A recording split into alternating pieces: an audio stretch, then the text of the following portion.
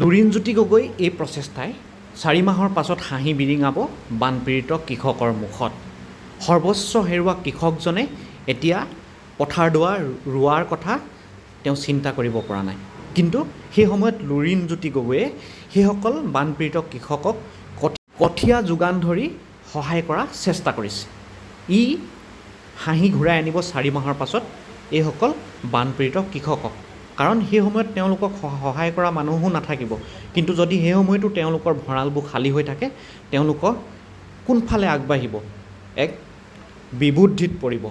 সেই সময়ত লুৰিণজ্যোতি গগৈ এই প্ৰচেষ্টাই সেইসকল কৃষকক কিন্তু সহায় কৰিব, হাঁহি ঘূৰাই আনিবলৈ চেষ্টা কৰিছে কৃষকসকলৰ মাজত লুৰিণজ্যোতিয়ে। অসম জাতীয় পৰিষদে বানপীড়িত ৰাইজক কঠীয়া বিতৰণৰ কাৰণে যি প্ৰচেষ্টা হাতত লৈছিলোঁ, আজিও আমি অব্যাহত ৰাখিছোঁ। প্ৰতিটো দিনেই আমি প্ৰায় 3000 ফেৰাৰ পৰা আৰম্ভ কৰি 5000 ফেৰালৈকে কঠীয়া দিবলৈ চেষ্টা কৰিছোঁ। আজি কেইবাটাও ঠাইত আমি কঠীয়া বিতৰণ কৰিম। বিশেষকৈ গৌৰীসাগৰ এই অঞ্চলৰ বিভিন্ন ঠাইত কঠীয়া দিম। নামদাং, তাৰ লগে লগে বেজগাঁও, গুমুঠা, নাজিৰা, শিমলুগুৰি, পানীবিল, লংকা, গোহাঁইগাঁও, এনেকৈ বহু গাঁৱতে আমি কঠীয়া দিবলৈ আমি চেষ্টা কৰিছোঁ। ৰাইজে সকলোৱে সন্মিলিতভাৱে অলপ নিজৰ মাটিৰ কাৰণে, বহু ব্যক্তিৰ 25, 30, 40, 45 বিঘালৈকে খেতি কৰে। কিন্তু সকলোকে সিমান কঠীয়া হয়তো আমি বিতৰণ কৰিব নোৱাৰিম। সকলোকে কৈছোঁ যে এটা হিচাপত সকলোৱে 2-3 বিঘাৰ কাৰণে কঠীয়া যাতে মিলি সন্মিলিতভাৱে লয় আৰু সকলোৱে যাতে পায়, তাৰ কাৰণে গাঁৱৰ ৰাইজেও নিজে সন্মিলিতভাৱে তেওঁলোকৰ মাজত আলোচনা বিলোচনা কৰি সিদ্ধান্ত গ্ৰহণ কৰিছে।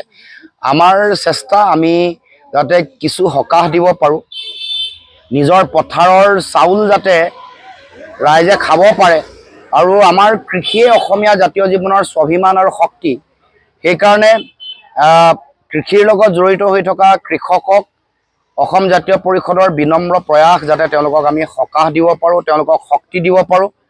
আৰু আমি আগন্তুক দিনসমূহত কৃষি অৰ্থনীতি শক্তিশালী কৰিবৰ কাৰণে বানে ধোৱা এই অঞ্চলসমূহত কেনেকৈ আধাৰ এটা প্ৰস্তুত কৰিব পাৰোঁ, তাৰ কাৰণে আমাৰ ফালৰ পৰা প্ৰচেষ্টা অব্যাহত আছে। গতিকে সকলোৰে প্ৰতি এই দুখৰ দিনত আমাৰ ফালৰ পৰা এইকণেই আমি আমাৰ ফালৰ পৰা আমাৰ প্ৰয়াস, বিনম্ৰ প্ৰয়াস আপোনালোকৰ আগত আগবঢ়াইছোঁ। আমাৰ বেজগাঁৱলৈ অহা অসম জাতীয় পৰিষদৰ লুৰিণজ্যোতি দা আৰু কুংকি বাক আমাৰ বেজগাঁও ফালৰ পৰা অশেষ ধন্যবাদ থাকিল।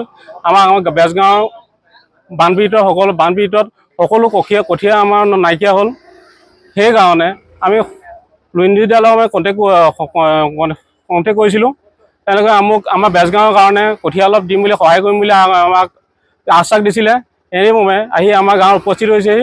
তেওঁলোকে আমাৰ গাঁৱৰ যি খেতি কৰা মানুহখিনিক অকণমান সকাহ দিবৰ বাবে যি কঠীয়া দিলে, তেওঁলোকক আমি নথৈ আনন্দিত হ'লোঁ।